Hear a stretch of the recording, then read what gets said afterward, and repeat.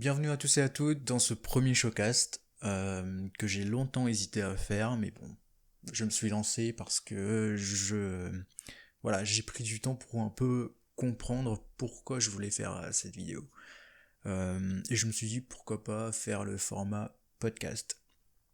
Donc on va encore une fois et pour la dernière fois, je crois, parler de Tenet. Et, euh, et je pense que si vous avez vu le film, vous avez aussi vu plein de vidéos sur YouTube qui en parlaient. Donc pour ne pas faire un peu comme les autres, je me suis dit pourquoi pas le mettre dans un format podcast, c'est beaucoup plus sympa et enfin j'ai moins de boulot aussi à faire derrière quoi. Donc j'ai vu le film il y a 2 semaines, ouais, je crois. Ouais, ça doit faire 2 semaines et j'ai bien aimé, voilà.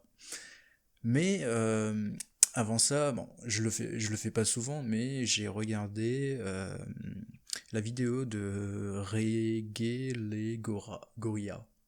Désolé, j'arrive jamais à prononcer le nom de sa chaîne, mais voilà, j'ai regardé la vidéo sans spoil que vous voyez à l'écran.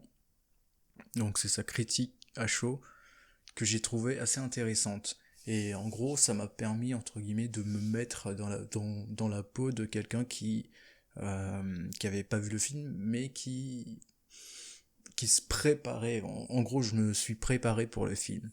Donc, Tenet a eu un genre d'effet, c'est pour ça que la vidéo s'appelle l'effet Tenet, a eu un certain effet sur le monde du cinéma et je trouve ça intéressant d'en parler, venant de quelqu'un qui kiffe le cinéma et comment le film a été vu. Déjà, il n'a pas eu de chance à cause du Covid, malheureusement, et je sais pas comment ça a commencé ou qui a dit que ce film devait sauver le cinéma. Je sais pas. Mais bon, voilà, on y est. J'avais envie de parler du film en lui-même, mais je savais pas comment faire, donc voilà. Je vais regarder la vidéo de Reggae, voilà, je vais l'appeler Reggae, et voilà, on va un peu comparer ce que... Sa critique a été vraiment à chaud, voilà. Et moi je l'aime bien, j'aime bien ses vidéos, c'est juste que là, il a été un peu dur, je trouve, face au film. Donc voilà, on va mettre... je vais commencer la vidéo et on va travailler sur tout ça.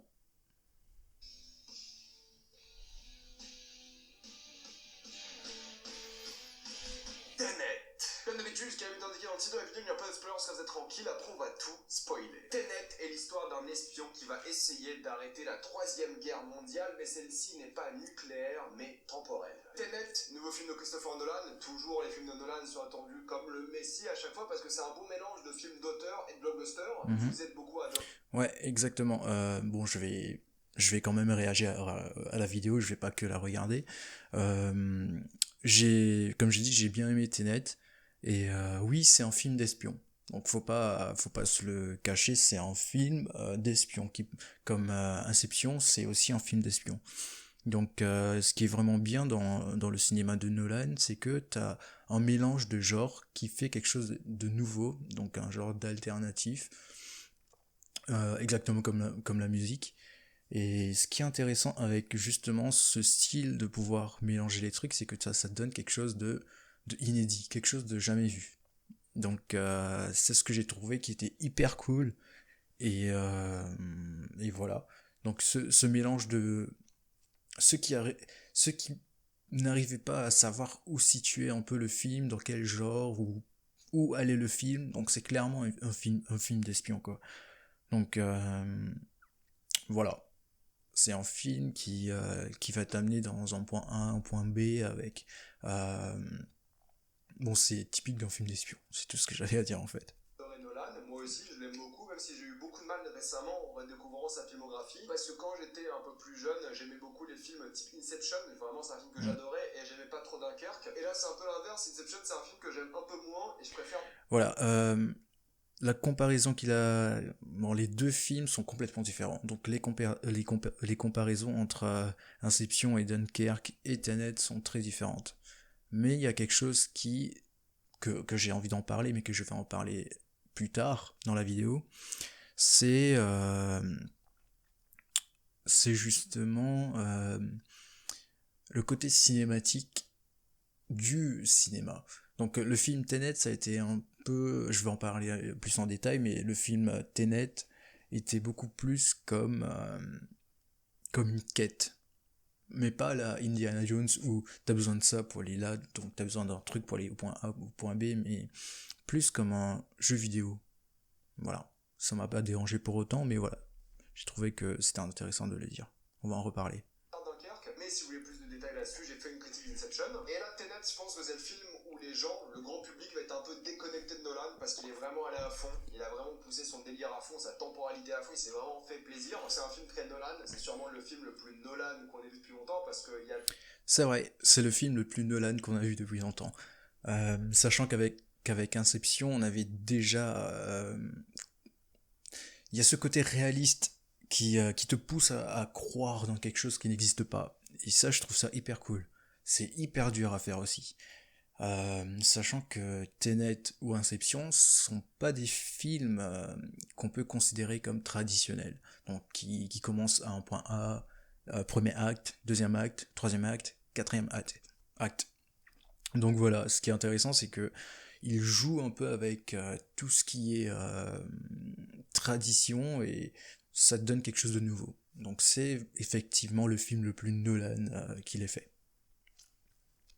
Tout ce qu'il aime faire de manière générale. On va en parler en détail dans cette vidéo, bien sûr, et à la fin, en partie spoiler, on va expliquer le film. Vous allez voir, c'est pas très compliqué, il n'y a pas grand chose à comprendre, je trouve. C'est pas que le film est dur à comprendre, mais le film fait mal au crâne, pour une raison qu'on va expliquer après. Grosso modo, pour parler du film, pour commencer. Alors, qu'il te fait mal au crâne, je suis pas trop d'accord, tu vois. Déjà qu'au début de la vidéo, il dit que voilà, c'est pas très compliqué, mais effectivement, la façon dont le film est fait te fait beaucoup réfléchir dans l'action. Donc, ce qui t'amène à deux fois plus réfléchir. Et c'est là que c'est intéressant, c'est que un film, d'où vient le mot cinéma, donc le cinéma est fait pour divertir.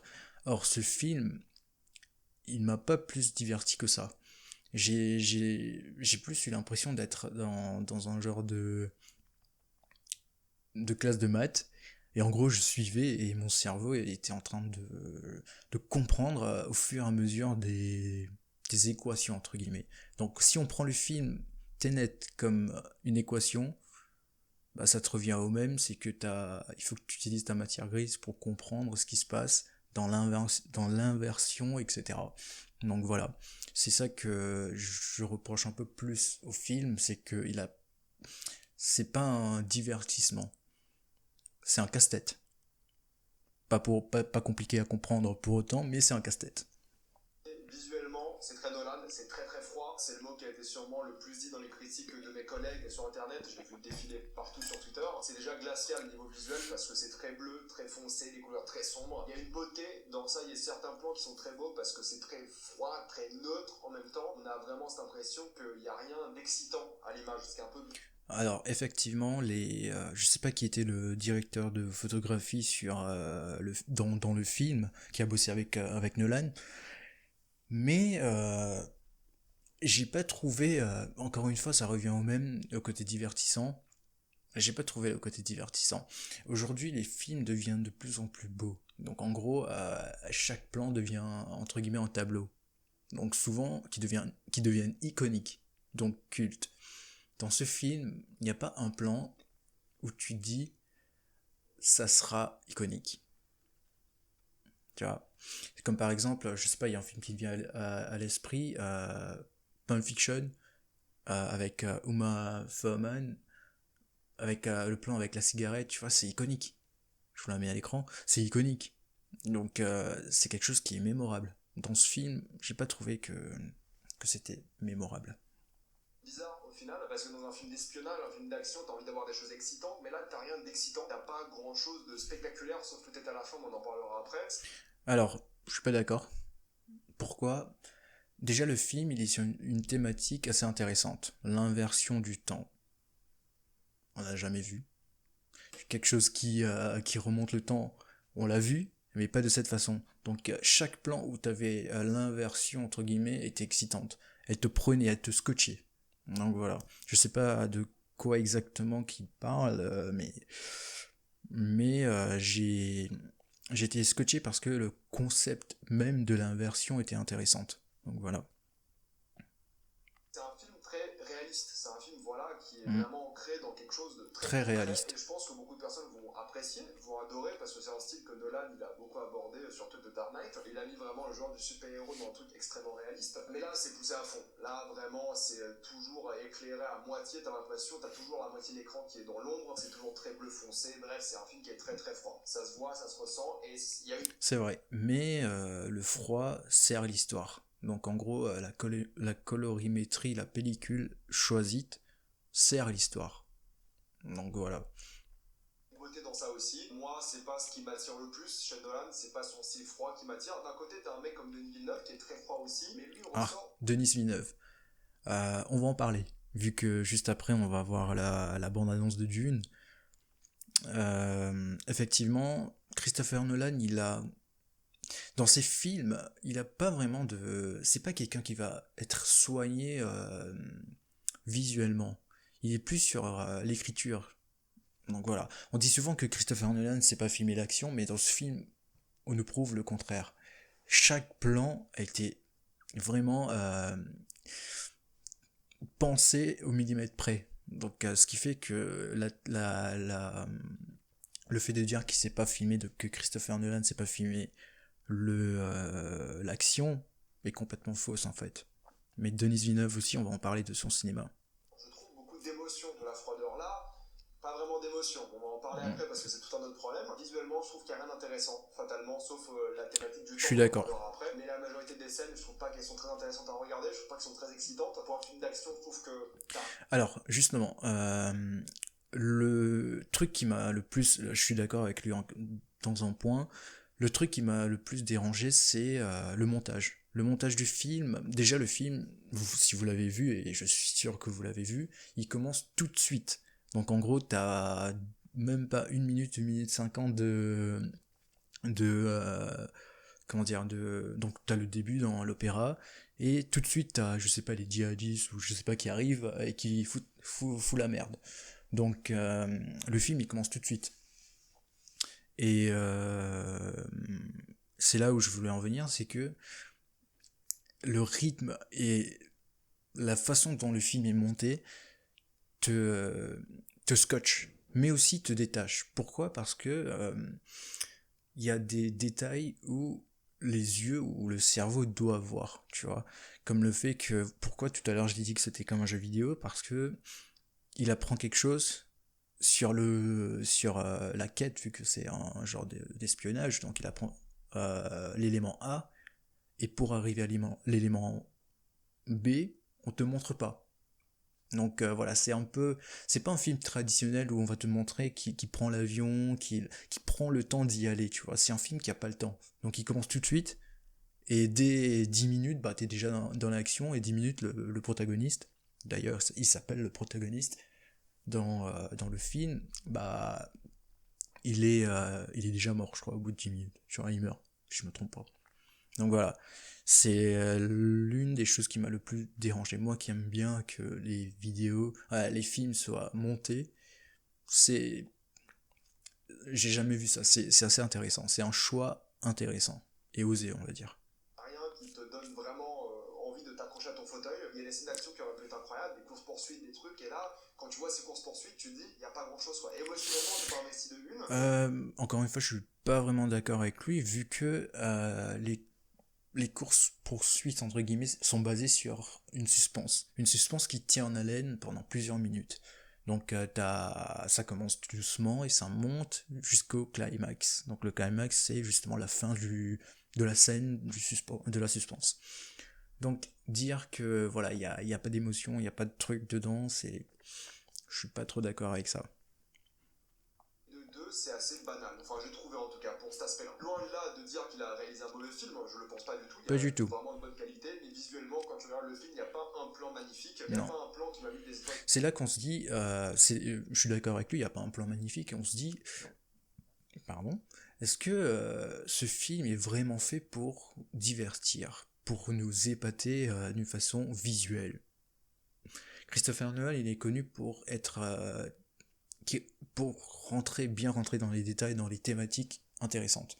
Donc, comme dans Inception, avec le fait de rentrer dans un sommeil, qui rentre dans un sommeil, etc., etc.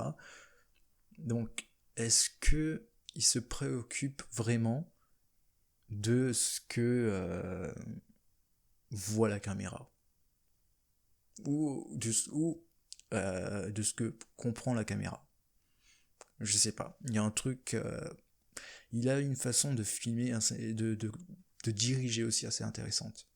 Dans les yeux. C'est pas Interstellar, c'est pas The Dark Knight et place symbolique, c'est pas Inception avec justement la géographie qui se retourne sur elle-même. Non, il n'y a pas de ça dans le film. Là où Nolan est C'est fort ça dans dont ce il cinéma, parle, pour oui. produire, parce qu'il y a beaucoup de principes du temps qui remontent à l'envers. Là, c'est intéressant. Là, les scènes d'action, quand le temps remonte, là, c'est vraiment prenant. Là, c'est excitant. Limite, ça fait penser à des films d'horreur des fois parce que tu sais pas. C'est là qu'on voit que c'est justement ça qui contredit, on va dire, le fait que Nolan sait pas filmer l'action. Les scènes en inversion sont hyper bien faites. Et on le revoit dans le film plus tard, vu que chaque scène sont en fait l'inversion de l'histoire. Donc voilà, c'est là qu'on voit que il comprend son thème et il comprend où il veut y aller. Donc voilà, c'est typiquement le genre de film de voyage dans le temps en fait. Voilà. Comment le temps va agir, parce que vu qu'il marche à l'envers, tu vois déjà le résultat final et tu sais pas comment ça arrive à ce résultat. Donc c'est assez effrayant, c'est vraiment glaçant pour le coup et ça c'est bien. Mais les moments où le temps est utilisé de manière intéressante, je trouve qu'il n'y en a pas assez dans le film. Il y a une scène qui est dans la bande-annonce avec le personnage principal qui affronte un homme masqué. Alors, c'est bizarre. On parle d'un film d'espion qui a un concept. On est d'accord avec ça. Donc le fait de dire qu'il n'y en a pas assez, déjà dans l'acte 2, je trouve que dès que le protagoniste il rentre dans le monde inversé, parce qu'il va dans le monde inversé, on est uniquement dans le monde inversé. On est d'accord. Même quand il revient se battre, justement on le voit sur l'écran, quand il revient se battre avec lui-même, il est toujours dans le monde inversé. Qu'il n'y en a pas assez, je suis pas d'accord avec ça. Est-ce que j'aurais aimé qu'il y en ait plus? Peut-être pas. Mais bon. Qui est lui à l'envers dans le temps, pour moi c'est la meilleure scène du film parce que c'est là que tu vois qu'il a vraiment compris comment réaliser ce film-là, avec justement cette thématique du temps, la mise en scène, le montage, le rythme, c'était génial. Mais des fois quand ils ont fait trop des caisses, bah en fait tu perds un peu, on va dire, un point d'ancrage par rapport au temps. C'est-à-dire que tu vois des scènes et c'est trop, c'est beaucoup trop, t'arrives pas à suivre, c'est vraiment, ça va dans tous les sens, il y a une certaine logique, d'accord, mais c'est pas excitant à regarder parce que c'est beaucoup trop pour ton cerveau. Je suis pas vraiment d'accord, vu que on cherche quelque chose d'excitant, on cherche quelque chose de prenant, on parle pas d'émotion, mais qui te surprend. Le fait, comme par exemple, quand le protagoniste et putain, il s'appelle comment déjà? Et son compagnon, il rentre dans l'entrepôt, donc dans le monde inversé, à côté de l'avion, on voit très bien que ce qu'on comprend, ce qu'on voit en fait, c'est le retour, je suis désolé, le retour, donc l'inversion de ce qui s'est passé au début du film.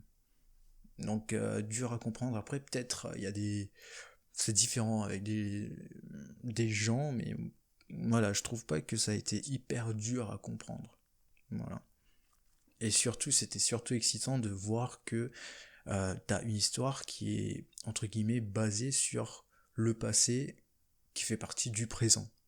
Parce qu'on parle bien, on revient sur les mêmes locations, donc location. C'est vrai, je dis beaucoup de mots en anglais, en français, c'est bizarre, mais bon. Comme j'écris en anglais, c'est un peu... ça vient d'instinct en fait. Donc voilà, tu comprends que voilà, c'est une histoire qui va dans un sens, mais dans l'autre aussi. Dur à comprendre, je suis pas... Bref. Tu comprends pas vraiment va dire, les mouvements, parce que vu que c'est à l'envers, ton cerveau il a du mal à suivre et ça fait vraiment mal au crâne. Et je trouve que Là, c'est ça qui est intéressant, c'est que, je mets encore pause, c'est que comme on a déjà vu la scène au début et qui revient à la fin, enfin à la fin, au milieu du film, tu comprends que c'est la même histoire, la même suite logique. Donc voilà. pas intéressant, tout simplement. Il y a des trucs intéressants par rapport justement au fait que ça remonte dans le temps, quand c'est plus intime, quand c'est lié à des petites scènes dans des couloirs ou à des interactions avec des personnages, oui, mais quand c'est grandiose avec des scènes qui remontent dans le temps, des éléments qui remontent dans le temps, là je trouve que c'est trop, et c'est pas ce que j'aime dans l'action chez Nolan. Là il en fait vraiment des caisses pour en faire des caisses. Ce que j'aime chez Nolan, c'est quand il prend son temps, sans mauvais jeu de mots. Dans Interstellar, les scènes d'action elles sont extrêmement lisibles, elles sont stressantes, elles sont émouvantes, elles sont puissantes. Là c'est... Oui, mais c'est pas le même film, c'est pas le même genre. Donc, que ça soit. Enfin, je sais pas. C'est pas comparable. On est d'accord que c'est pas comparable. Donc, dire que voilà, c'est pas excitant, c'est pas intéressant. Non, je suis pas d'accord. C'est pas un super film non plus, mais il a ses bons côtés. Donc le concept de l'inversion, c'est ça. Donc voir l'inversion, c'est le concept du film. Donc à un moment donné, soit tu veux voir plus, soit t'en vois plus, et ton cerveau n'arrive pas à suivre. Tu vois, c'est un peu contradictoire, je trouve. T'as des scènes d'action énormes des fois et tu ressens rien. Tu vois des trucs exploser, t'es pas attaché au personnage. C'est vrai que l'émotion et le fait de ne pas être attaché au personnage parce qu'on ne connaît pas son background fait que ça devient... Parce qu'on regarde une histoire en fait, c'est pas une histoire qui va te rester dans la tête comme Inception.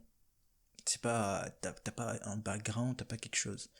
Donc sur ce côté, s'il se base dessus, peut-être, peut-être.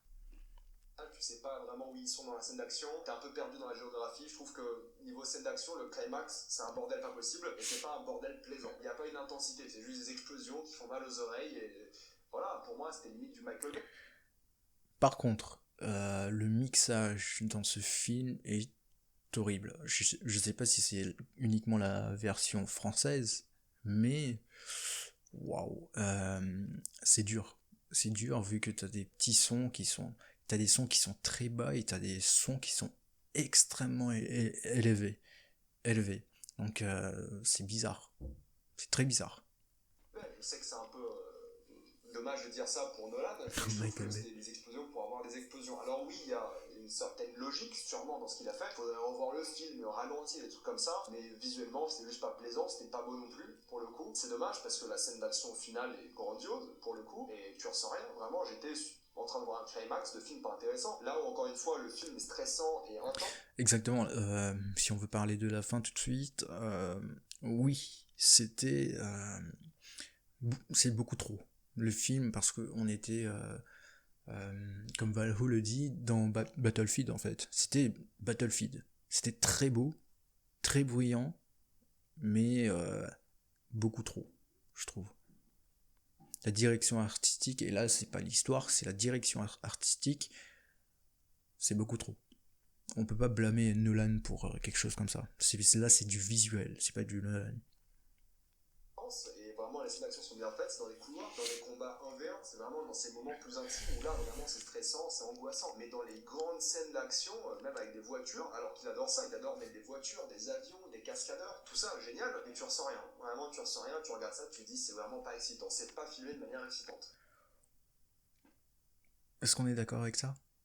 Je sais pas, cette scène justement où plusieurs véhicules encerclent le camion qui transporte le machin là du temps, parce que ça c'était une suspense, c'était clairement une suspense, et t'étais scotché, tu te disais bah ok ils font ça, qu'est-ce qui va te mener à l'autre, donc comment il va faire justement pour avoir ce qu'il recherche. Donc, moi je trouve que c'est hyper excitant. Après, pareil, ça dépend des gens, quoi. Et là, t'avais même pas besoin de comprendre le personnage, c'est juste que ce que tu vois visuellement, c'est excitant. Tu vois, je sais pas. Tu... Bref, je sais plus quoi dire. Et pourtant les effets effets spéciaux sur le temps sont géniaux, c'est vraiment bien fait, le montage, le rythme, c'est top. C'est pas un film où tu t'ennuies, loin là, t'as envie de savoir comment le film va se finir, t'as envie de voir justement plein de scènes d'action, mais à la fin c'est trop, enfin je trouve que c'est le gros problème, mais plus t'avances dans le film, plus il en fait des caisses, et moins t'es investi, étonnamment. Parce que t'aimes pas trop les personnages, t'arrives pas à distinguer les personnages dans l'action la majorité du temps, il y a des codes couleurs qui sont censés t'aider, mais Alors, c'est vrai que niveau de personnage, il n'y a aucun travail. Mais c'est justement ça, une histoire du temps. Tu commences par la fin et ton travail de personnage se fait tout au long du film et non pas au background. C'est bizarre, c'est pas traditionnel. Je peux accorder ça que c'est bizarre pour quelqu'un qui, euh, qui n'est pas pour autant investi dans le cinéma. Mais pour autant, le critiquer dessus, je crois pas. vraiment pas investi dans la logique, et un film d'action où tu t'en fiches un peu du sort des personnages, bah c'est pas vraiment un bon film d'action, j'ai envie de dire. Un film d'action, t'es avec les personnages Oui et parce non. que tu les aimes et t'as envie qu'ils réussissent. Là, dans ce film-là, le climax, toutes les scènes d'action, tu t'en fiches qu'ils gagnent. C'est un peu con et c'est un peu dommage, mais vraiment, t'arrives pas à t'attacher aux personnages principaux, tu comprends pourquoi le méchant est méchant, d'accord, mais émotionnellement, il y a rien du tout. Le personnage principal aurait pu mourir à la moitié du film, rien du tout, ou même à la fin, ou même peu importe à quel moment il Justement, serait mort ou pas, même s'il survit. justement, il est entre guillemets mort au début du film. Et c'est vrai que là, c'est un exemple assez intéressant, c'est qu'on s'en fout qu'il meure ou pas.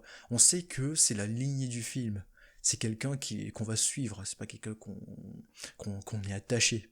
Donc voilà, là je suis entre guillemets d'accord qu'on s'en fout en fait. Mais c'est un exemple assez intéressant. Ou pas le film, tu t'en fiches. Tous les personnages dans ce film-là, t'arrives pas à t'y attacher, t'arrives pas à les aimer. Ils ont pas de personnalité. Il y a quelques scènes où j'aime bien le personnage principal parce qu'il sourit, et là il a un peu de personnalité, il a vraiment une sorte d'humour, et ça c'est cool. Mais sinon, mis à part ces scènes où il a un peu d'humanité. Par contre, son jeu d'acteur, je me rappelle plus comment il s'appelle, mais c'est le fils de Denzel Washington. Euh, Son jeu d'acteur et d'action est incroyable. Je l'aime bien le personnage. C'est quelqu'un qui te donne beaucoup, qui est très investi et c'est trop bien. Il joue hyper bien. C'est des robots, c'est tout simplement ça, c'est pas des humains. Et c'est dommage, beaucoup ont dit que Nolan a voulu faire un James Bond avec. Effectivement, t'as l'impression que les personnages sont en 2D. Tu sais ce qu'ils font en 2 dimensions. Donc tu sais ce qu'ils font et tu sais où ils vont. Et c'est tout. Tu sais pas qui ils sont. Donc personnages 2D. En gros, les personnages 2D, c'est pour les personnages en arrière-plan. Donc qui sont pas vraiment des protagonistes. Or lui, il était protagoniste et ça c'est dommage. Que des temporalités différentes, avec des trucs un peu plus de science-fiction, mais un James Bond, le James Bond en tout cas de Daniel Craig par exemple, il a une personnalité, il a des émotions, il a un passé, il a des amours, il a une motivation. Là, il n'y a rien. Le personnage principal veut arrêter la fin du monde. Mais c'est pas une Pourquoi on personnalité, sait ça. pas. C'est rien. Donc vraiment, tout le scénario, c'est des excuses pour avoir des scènes d'action. Sauf que quand t'es pas intéressé au personnage, c'est pas convaincant du tout. Un Mission Impossible, sans être attaché au personnage de Tom Cruise et à l'équipage, ça marche pas. Parce qu'il peut faire des cascades incroyables, si tu veux pas qu'il survive, ça marche pas. Et là, pour le coup, en plus d'être complètement confus la majorité des scènes d'action, vu que t'es pas attaché au personnage, ça ne marche pas. Enfin, je trouve personnellement. Après, techniquement, il n'y a rien à dire. Il a tourné dans plein d'endroits différents. D'ailleurs, j'étais allé sur le lieu de tournage. Bon, après le tournage, évidemment, à Tallinn, en Estonie, où il filme la scène de l'opéra de Kiev, par exemple. Donc, c'était pas du tout à Kiev, hein, c'était à Tallinn. Il retourne à Tallinn de toute façon juste après dans le film. Il y a aussi la Norvège. Bon, c'est bien filmé. C'est encore une fois froid, visuellement. Il y a plein d'endroits différents cool. Ils ont vraiment fait un vrai travail là-dessus. Techniquement, c'est génial. Si je ne me trompe pas, c'est 8 pays différents. Ils ont filmé dans 8 ou 9 pays différents. Donc c'est un détail plutôt intéressant. 200 millions, je crois, pour le film, 230 millions, et beaucoup plus pour la communication du coup. Et c'est sûr que là, niveau recettes, on peut pas trop juger, quoi. On est en pleine pandémie, c'est fermé aux États-Unis et ouvert en France. Euh, le film il joue pas partout, c'est pas un film mondial pour l'instant, donc on attend un peu et on parle pas vraiment de chiffres si vous voulez. Il y a des scènes intenses pour le coup, je le répète, hein, la scène du début de l'opéra, même si encore une fois elle est très très bruyante, t'as mal aux oreilles, hein, vraiment, je sais pas si c'était les projections et tout, mais tout le monde se plaint du son de ce film, le mixage son était vraiment beaucoup trop fort. J'ai l'impression que c'est la version française. Mais fatalement, même si c'est bien fait, t'es pas investi. Peut-être vous avez été investi, je dis pas peut-être que vous avez adoré, mais moi j'y étais pas. Et là où peut-être Dunkerque c'était une claque de mise en scène parce qu'il y a vraiment un rythme qui était vraiment parfaitement. Parlons maintenant du film en lui-même, et là c'est à peu près ce qu'il va dire. Tenet n'est pas un film vraiment considéré comme cinématique, vu que l'édition, donc le montage du film, est, si on veut vraiment mettre dans des mots crus, c'est à chier. C'est osé de vouloir faire un truc comme ça, mais j'ai l'impression que le film n'avait pas beaucoup de temps pour respecter la limite de Warner Bros, c'est-à-dire les 2h50, je crois, maximum, un truc comme ça. Donc, à ce que j'ai compris, Warner Bros aime bien garder 2 heures, enfin, faire des films maximum 2h50, ce que j'ai compris. Voilà pourquoi Justice League devait être en 2 parties et pas une partie. Bref, c'est une autre histoire. Tout ça pour dire que Tenet n'est pas un film cinématique, c'est pas un film qui te divertit, c'est un film qui te casse la tête comme une équation, ce que j'ai dit au début. Donc ce qui est intéressant avec Dunkerque, si on veut le comparer, c'est que Dunkerque est un film extrêmement cinématique, avec des plans détaillés, très soignés et hyper lents, d'où l'effet cinématique. Or là, on a quelque chose de complètement différent, quelque chose de beaucoup plus linéaire et consécutif, comme un jeu vidéo en fait. Donc voilà où je voulais en venir justement. Donc il va dire quasiment la même chose, je crois, si je me rappelle pas. 1h30 et tu t'ennuyais jamais. C'était un film qui est vraiment bien construit, même si tu t'attaches pas au personnage. Il y avait une thématique du soldat inconnu. Tu sais pas comment ça va finir, tu sais pas qui sont ces gens, mais c'est la guerre. Il y a une thématique vraiment anti-guerre très importante. Là, il n'y a pas vraiment de thématique. C'est ça qui est dommage aussi. Il y a la thématique du libre arbitre qui revient souvent, la thématique de la destinée, d'accord, mais c'est la thématique classique de genre de voyage dans le temps, par exemple. Si vous avez vu Dark, ça c'est du déjà vu. Hein. Je vous le dis tout de suite. Hein. Tenet, c'est vu et revu. Je dis Dark parce que c'est l'exemple le plus récent, mais si vous avez déjà vu un film de voyage dans le temps. Exactement. Tous les films de voyage dans le temps ont le même, et c'est très dur à faire, ont le même climax, on va dire. Toujours on commence à la fin, puis petit à petit on construit le début. Donc c'est très dur à faire un film dans le temps. On le sait, on l'a compris, et je crois que c'est la seule façon d'en faire un, mécaniquement parlant, donc scénaristiquement parlant si vous voulez. Vous avez vu Tenet, hein. Et je trouve que des fois, pour le coup, les boucles temporelles, c'est un peu de la branlette intellectuelle. Et je dis ça de manière assez péjorative, mais c'est un peu ça. Oui, c'est super bien fait, mais ça ne raconte rien. Je trouve, on en parlera en spoiler évidemment, mais il y a des scènes importantes d'action qui racontent des choses, qui racontent une dualité, quelque chose de vraiment important, et tu as des scènes d'action où ça explose pour exploser. Le climax, je crois que c'est un des climax les plus décevants que j'ai vu depuis des années dans un blockbuster. Et le problème, c'est que pendant la première heure de film, j'étais à fond, j'adorais l'espionnage, j'adorais vraiment les cascades, j'étais investi dans l'histoire, il y avait des objectifs, des quêtes, et plus tu avances dans le film, plus tu as des scènes d'action pour avoir des scènes d'action, plus tu t'intéresses au personnage, mais sans réellement raconter quelque chose. Bah justement, on sait qu'on est dans un film d'espionnage, on aura des scènes d'action. L'histoire en lui-même, il est pas aussi ouf qu'on le pensait, parce que voilà, je sais pas qui a dit que ce film devait être le messie du cinéma, or, ce qui est totalement faux. Aujourd'hui, ce qu'on comprend, quand on regarde des films comme Lighthouse, comme Uncut Gems, c'est que le cinéma indé, donc indie, donc c'est un cinéma alternatif, sont les films les plus travaillés. Donc les blockbusters aujourd'hui, comme on parle de, je sais pas, comme Mission Impossible, comme Avengers, comme déjà Marvel en lui-même, le studio Marvel, c'est un film de blockbuster. C'est un studio de blockbuster. Donc la différence, c'est que tu as des films beaucoup plus travaillés. Et à mon avis, pour moi, je sais pas comment et qui a dit que ce film devait sauver le cinéma, mais ce qu'on a compris, c'est que c'est pas le blockbuster, le style blockbuster qui va sauver le cinéma. Ça, c'est une évidence. Sur le développement de personnage de Kat, qui est censé être super important en tout cas dans le film, au final, je m'en foutais vraiment. Au contraire, vu que c'est la seule personne qui a eu une arc narrative complète. Elle a commencé en étant bon, entre guillemets traumatisée et ayant peur de son mari, qui est le méchant principal du film. Et plus l'histoire, donc elle pouvait même pas avoir son fils, etc. Donc plus l'histoire avançait, plus elle rentrait dans une maturité plutôt intéressante. Donc l'arc scénaristique je me rappelle plus comment elle s'appelle, la meuf, plus elle rentrait dans l'histoire, donc on entrait dans son histoire à elle, son arc narratif, on découvrait quelque chose d'une boucle assez intéressante. Donc elle est la personnage la plus travaillée. Donc est-ce qu'on peut dire la plus humaine, vu que c'est là qu'on voit que c'est un personnage en 3D? Oui. Quand je dis 3D, c'est 3 dimensions. Donc oui. Donc la moins intéressante, je crois pas. Que ce personnage-là et le méchant, interprété par Kenneth Branagh, était beaucoup plus développé que le personnage principal. Donc je m'étais plus, paradoxalement, attaché au méchant et à sa femme que au personnage principal, qui était lui censé être le cœur, le protagoniste. Il s'appelle le protagoniste, enfin du moins on l'appelle comme ça dans le... Justement, on a dit que il est rien. Donc en gros, c'est lui qui était volontaire. Donc ça, c'est vrai que quand Christopher Nolan a écrit, il n'a pas vu ça de cet angle, mais on a compris dans le film qu'il n'était pas, on l'appelle le protagoniste, oui, mais il n'est pas le protagoniste. Il est l'un des protagonistes. On comprend. Donc ce film, il n'a pas vraiment de personnage principal. Il est juste la tête du film. Donc en gros, il est le personnage le plus actif du film. Avec à côté Robert Pattinson, bien sûr. Et lui aussi, j'en ai pas parlé, mais j'ai bien kiffé son jeu. J'aime bien le jeu de Robert Pattinson, qui n'aime pas son jeu d'ailleurs.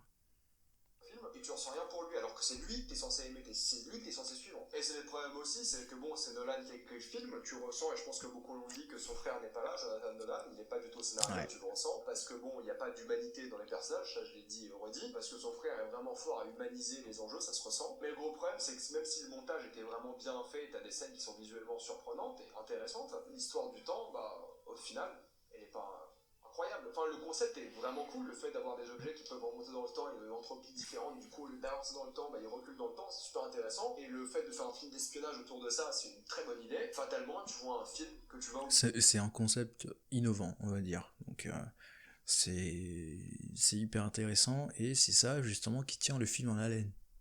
Un concept. C'est un concept qui tient un film. Donc, voilà. Donc, dire que, voilà... Peut-être qu'il n'est pas à la hauteur de nos attentes. Et à cause du Covid-19, on a eu une attente. Voilà, on avait tellement envie de voir le film que voilà, on a commencé à faire des théories. Et justement, c'est ça qu'il ne faut pas faire sur un film. Se baser sur la bande-annonce, surtout une bande-annonce qu'on n'avait rien compris. Elle était bluffante, oui, mais on n'avait rien compris. Donc, j'ai vu beaucoup de théories dessus, et je pense que c'est de là que viennent tous ces... de là que viennent des déceptions, en fait. Ils ont surattendu, donc hypé le film de fou, et voilà, maintenant que le film est là, déçu. C'est logique.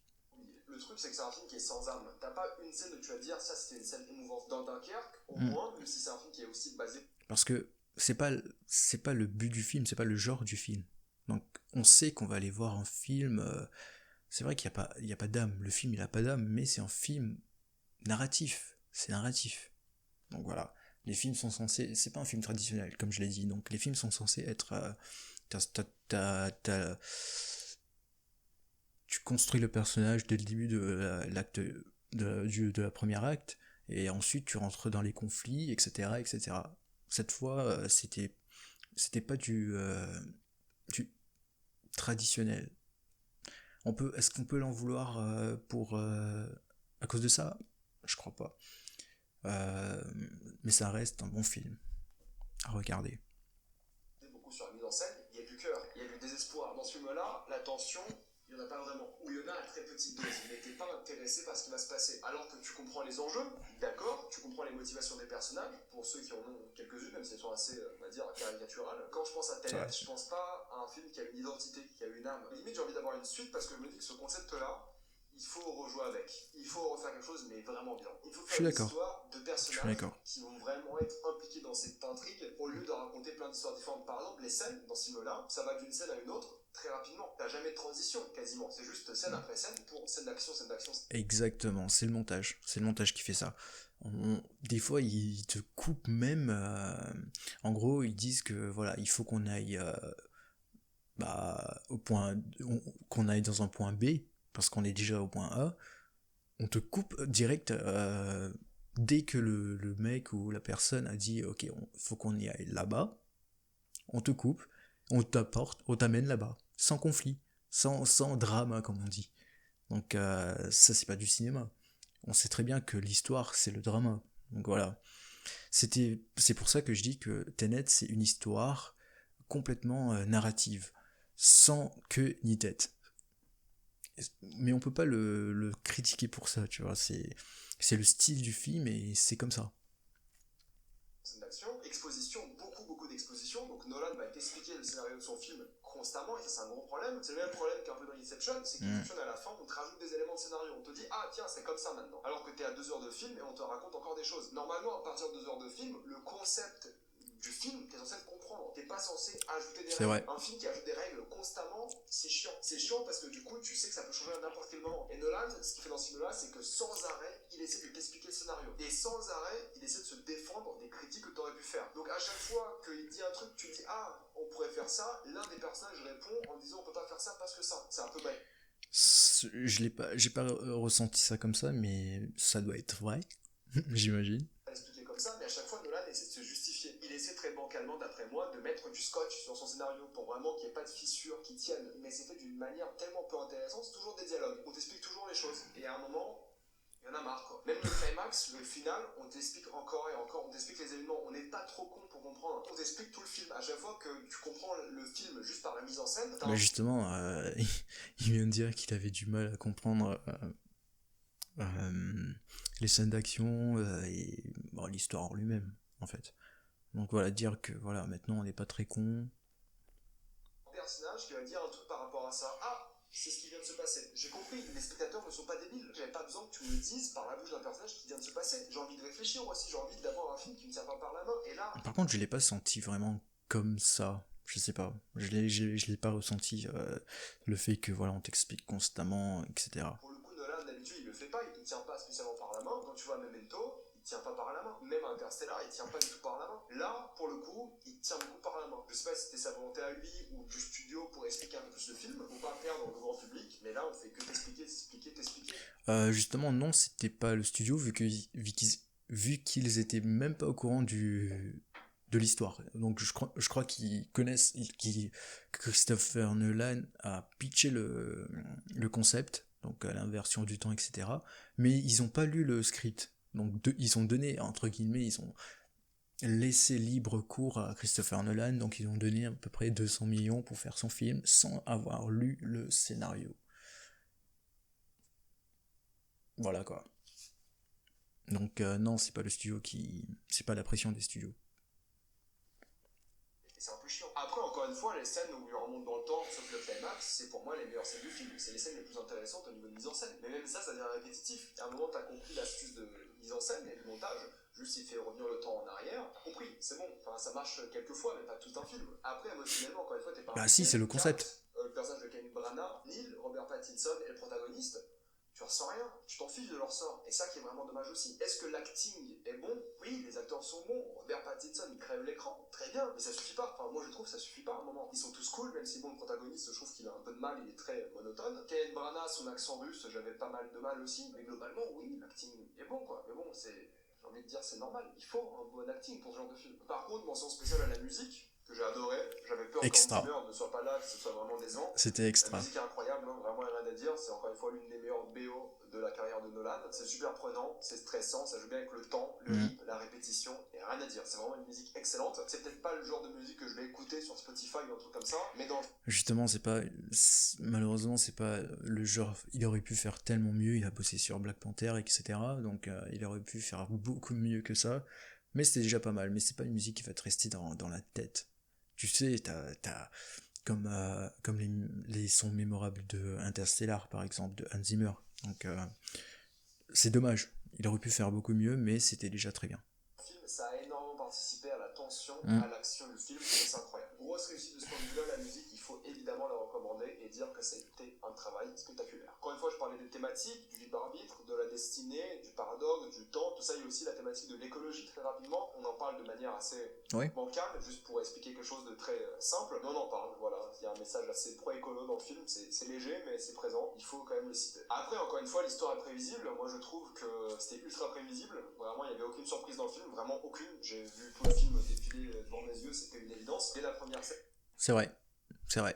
on sait d'avance que c'était un film qui parlait du temps, donc qu'on commençait de la fin. Qu'on commençait donc le début était la fin en fait, donc ouais, si, effectivement. C'était assez prévisible quand même. J'avais déjà compris tout le film, et c'est un peu dommage. Je trouve qu'un film comme ça sur le temps, le problème c'est que, encore une fois, c'est un film sur le temps. Donc quand tu as vu des films sur voyage dans le temps, tu sais ce qui va se passer. T'es un peu obligé. Plus tu avances dans le film, plus ça confirme ce que tu pensais dès la première scène. Moi, vraiment, dès la première scène, j'ai vu un certain élément dans le film. Je savais ce qui allait se passer. Pas les scènes d'action et tout, je n'allais pas tout deviner, mais je savais où le film allait aller. Et quand la fin est arrivée, je fais ouais, c'est exactement ce que je pensais. Pour moi, il n'y avait aucune surprise et j'ai vraiment été très déçu. Donc si vous avez l'habitude de voir des films de voyage dans le temps, des séries, tout ça, vous savez déjà la fin. C'est un peu dommage, mais vous la savez dès le début, quoi. Première scène. Ouais, effectivement, c'est exactement ce qu'il a dit, quoi. C'est là qu'on voit que c'est hyper dur de faire une histoire complète, donc l'arc scénaristique complète, une histoire qui voyage dans le temps. Dark l'a fait très bien, parce que justement il avait 3 saisons. Il a eu 3 saisons pour établir les personnages, pour bien comprendre les plots, comme on dit, scénaristiques, les personnages principaux, qui ils sont, qui ils vont devenir, et c'est là qu'on comprend, justement, on prend du temps, mais avec 2h50 de film, on n'a pas le temps. Vous savez la fin. Encore une fois, il y a le personnage qui s'appelle le protagoniste, ça fait très méta, très écriture de scénario, il essaie de justifier beaucoup de choses, je trouve que c'est un peu dommage, t'as l'impression que Nolan parle avec le spectateur, et c'est vraiment décevant de ce point de vue-là, parce qu'il tient un peu la main, et c'est dommage, c'est vraiment dommage. Et globalement, quand tu sors du film, t'as mal au crâne, t'as mal aux oreilles, t'en as trop pris dans la gueule, mais sans raison. En fait, t'en prends tellement dans la gueule niveau scène d'action vers la fin, et dans les oreilles aussi, ça fait vraiment mal aux oreilles, et ça raconte pas grand-chose, qu'au final, tu sors du film, tu dis c'était beaucoup de bruit pour pas grand chose. Et tu sors du film en disant que le concept était vraiment très cool et que j'aurais aimé un meilleur film. C'est pour ça qu'à la limite, si je veux une suite, c'est pour bien faire ce concept. Vous savez quoi? Étonnamment, je pense pas que c'est le concept pour Nolan. Je sais que c'est lui qui l'a écrit, je sais que c'est lui qui l'a réalisé, mais quelqu'un qui gère le temps comme Denis Villeneuve, dans Premier Contact, c'était beaucoup plus émouvant, beaucoup mieux fait. D'ailleurs, je l'ai vu hier. Je l'ai vu hier, je l'ai revu encore une fois, je l'ai vu, je crois, 3 fois. Et ce qui est intéressant, c'est que c'est un film qui te prend dès le début. Les premiers mots, et c'est comme ça que doit fonctionner, entre guillemets, un film du temps. Dès les premières phrases, ils te mettent déjà dans le mood, dans le tone du film.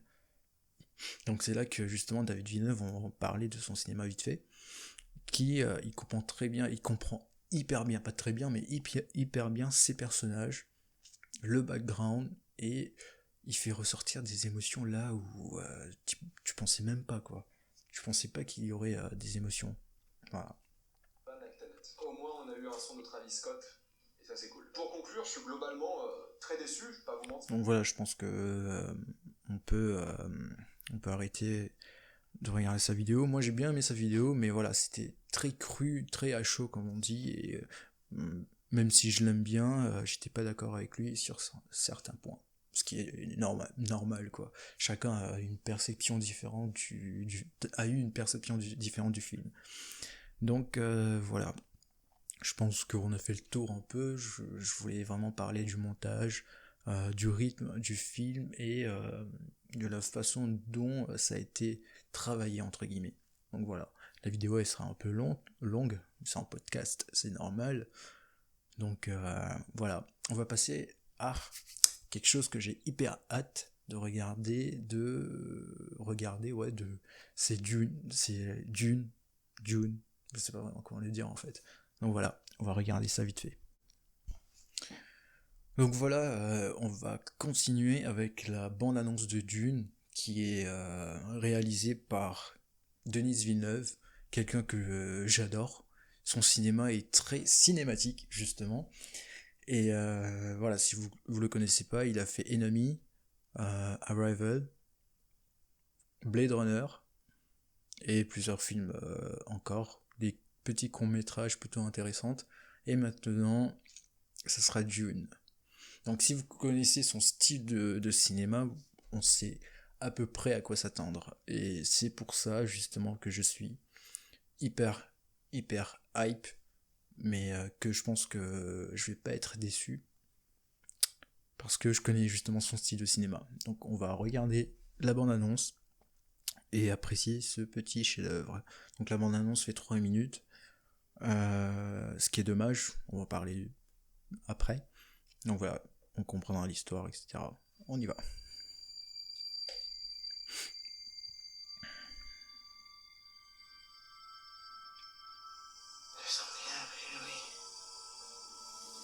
something awakening in my mind. I can't control it. What did you see? There's a crusade coming. Genre, ce qui est bien avec son film, avec son style déjà, c'est qu'on voit qu'il prend du temps avec chaque plan. Il est soigné, chaque plan est entre guillemets soigné. Donc, t'as quelque chose de hyper cinématique et déjà, comme on voit le format en lui-même, je crois que c'est du 2.35, si je me trompe pas. Donc, c'est les millimètres et voilà, j'ai l'air hyper intelligent quand je dis ça, mais en fait, non, c'est le fait de monter des vidéos que, au fur et à mesure, t'apprends, en fait. Donc voilà, c'est très cinématique, et ça se voit que ça a été filmé en style anamorphique. Donc c'est le style qui est, en fait, l'image est, entre guillemets, étendue, donc il est stretch, en gros. Et c'est ça qui donne ce petit côté cinématique. Mais c'est aussi les mouvements de caméra et tout, c'est hyper intéressant. Things that happen just as you dream them. Yes. Ah, j'adore. The test is simple. Remove your hand from the box, and you die. What's in the box? Pain. Je sais pas si vous le savez, mais c'est en français. Timothée Chalamet ou un truc comme ça, donc c'est en français. You inherit too much power. You have proven you can rule yourself. Il y a Thanos dans le film. Now you must learn to rule others. Something none of your ancestors learned. My father rules an entire planet. He's losing it. He's getting a richer one. Je sais pas si vous voyez la colorimétrie de ce film, elle est incroyable. Je sais qu'elle a été retravaillée en post-prod, mais elle est incroyable, la colorimétrie.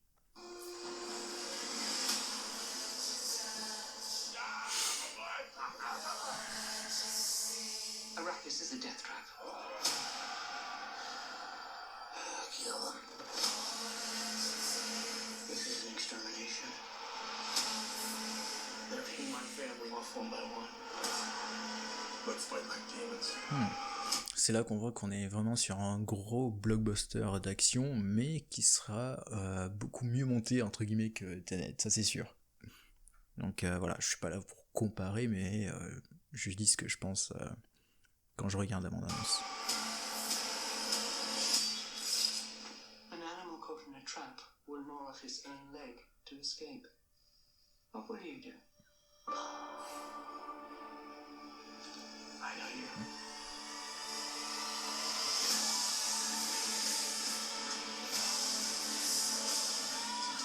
C'est pas... One day, a legend will be born. All of civilization depends on it. The future, I can see it.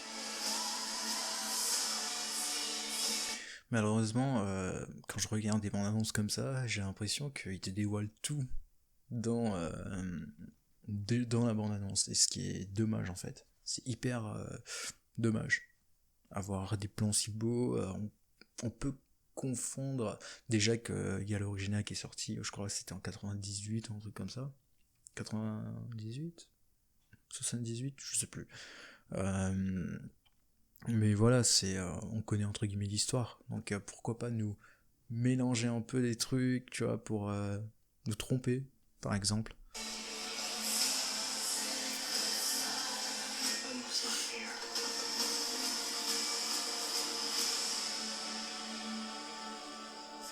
C'est magnifique.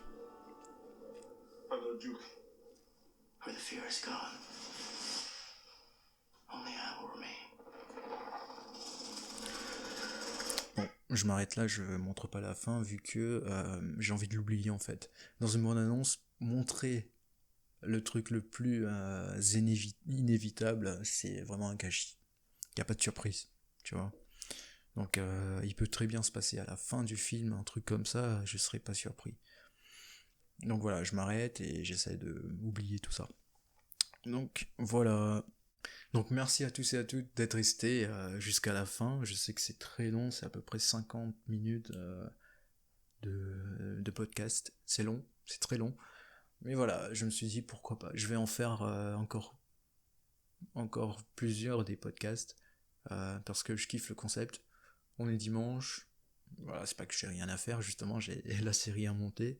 Mais voilà, je me dis pourquoi pas, entre guillemets, s'amuser un peu avec le concept de podcast, comme j'adore ça. Et parler de Tenet, ça a été vraiment. Voilà, je voulais en parler, je savais pas comment. Donc merci beaucoup d'être resté jusqu'à la fin. Et là, c'est à moi de me bouger le cul, comme on dit. Donc voilà, et prenez soin de vous. Ah. Bah, je sais pas quand en fait, c'est quand. Ah oui, épisode 3, le 16. Ciao.